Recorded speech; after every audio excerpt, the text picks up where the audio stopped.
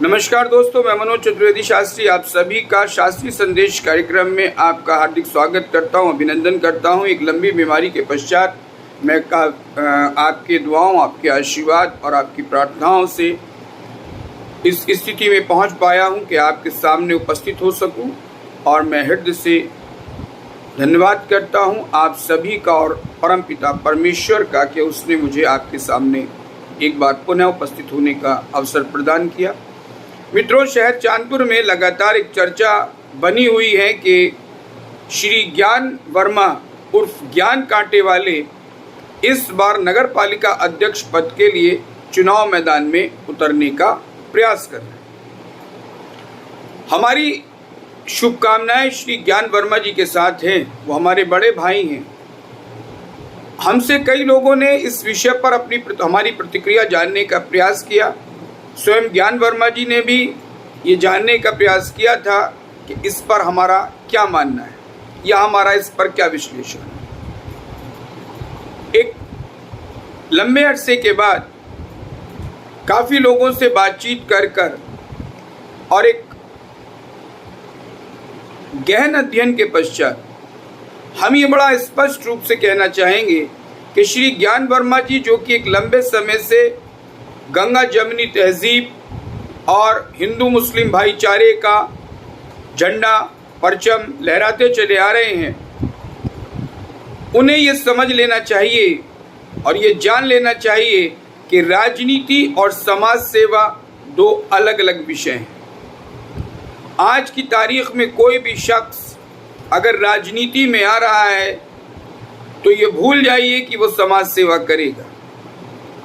हालांकि ये भी सत्य है कि कोई भी ड्यूटी बिना राइट्स के कंप्लीट नहीं की जा सकती। यानी अधिकार कर्तव्यों की जमा पूंजी है। अधिकार हैं तो कर्तव्य हैं और कर्तव्य हैं तो अधिकार हैं। इसलिए ये सही हो सकता है कि अगर समाज सेवा करने के लिए कुछ और चीज़ों की आवश्यकता है तो उसके लिए अधिकारों की भी आवश्यकता ज़रूर पड़ेगी। लेकिन राजनीति में जब आप आ जाते हैं तो आपके वो सब अगले पिछले इतिहास, वो कुकृत्य, वो दुष्कर्म, वो सुकर्म, वो अच्छा, वो बुरा, वो अच्छाई, वो बुराई, सब बाहर निकल के आ जाता है जो आपने किए या तो नहीं किए।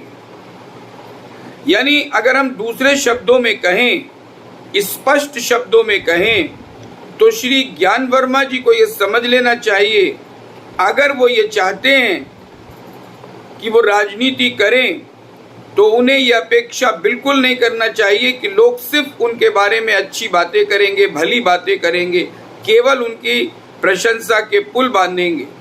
बल्कि उन्हें इस बात के लिए तैयार रहनी चाहिए कि जो उन्होंने नहीं भी किया है वो भी लोग गंदगी के रूप में उनके मुंह पर फेंकेंगे, उनकी तरफ उछालेंगे। राजनीति इसी का नाम है। लोग आपकी बुराइयां ज़्यादा देखते हैं, आपके अंदर अच्छाइयां कम। राजनीति में आने के बाद लोग आपको स्वार्थी समझते हैं, लालची समझते हैं और धन लोलुप मानने लगते हैं। इसलिए ये तय है कि आपके कपड़े उतरेंगे, सबके उतरते हैं। इस राजनीतिक हमाम में सब नंगे हैं, आपको भी होना पड़ेगा।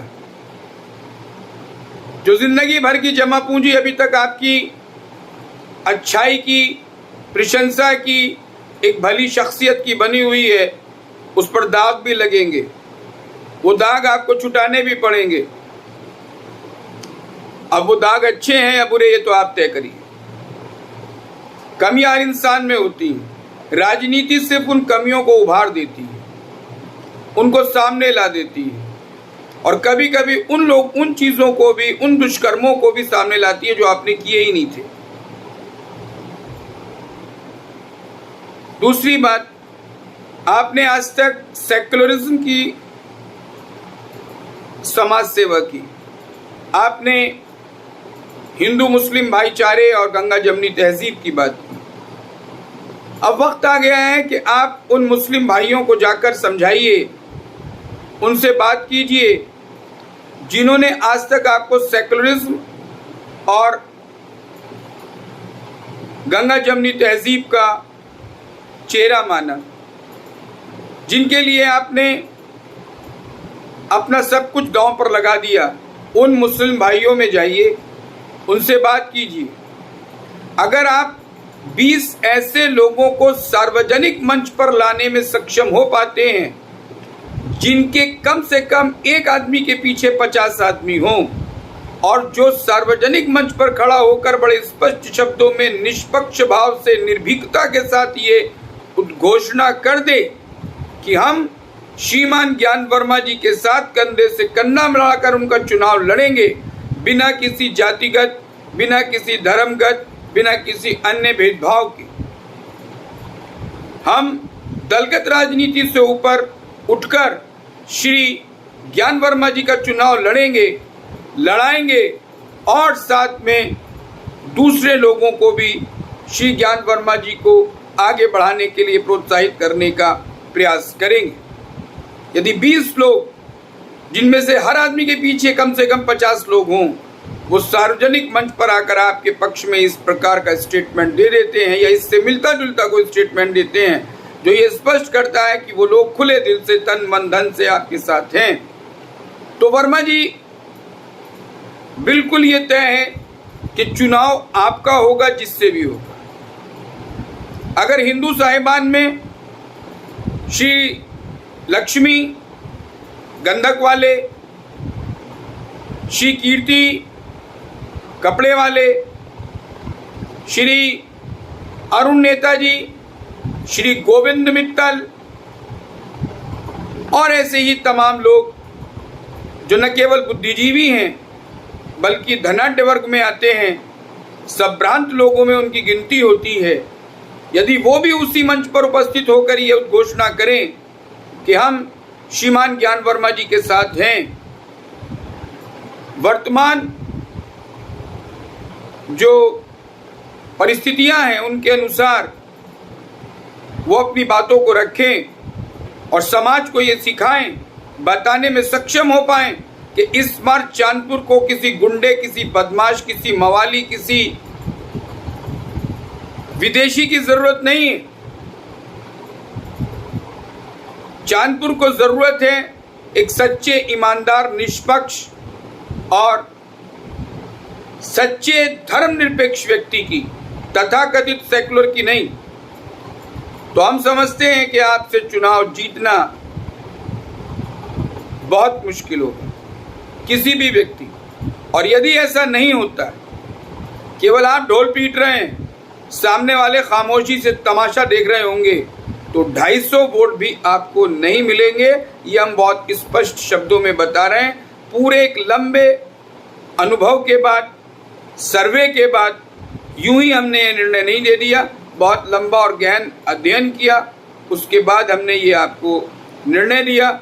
याद रखिए, दलगत राजनीति, जातिगत राजनीति और सांप्रदायिक राजनीति से ऊपर उठकर अगर हिंदू और मुसलमान आपके साथ खड़े होते हैं तो आप चुनाव मैदान में उतरिए, अन्यथा जय श्री राम बोलिए और भूल जाइए गंगा जमनी तहजीब और तथाकथित धर्मनिरपेक्षता को, छद्म धर्मनिरपेक्षता को, जिसका सहारा, जिसका दामन आज तक आप पकड़े रहे।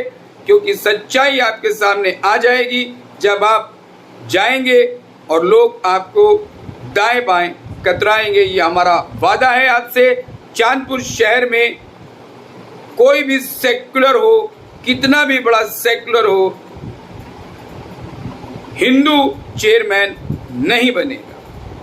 पूरे दावे और विश्वास के साथ हम ये बात कह रहे हैं। ये पिछले अनुभव बताते हैं कि आप कुछ भी हो, इस शहर के चेयरमैन बनने का सपना छोड़ दिए, लेकिन अगर वास्तव में आप ये चमत्कार कर देते हैं तो आप चांदपुर के इतिहास में स्वर्ण अक्षरों में दर्ज होंगे।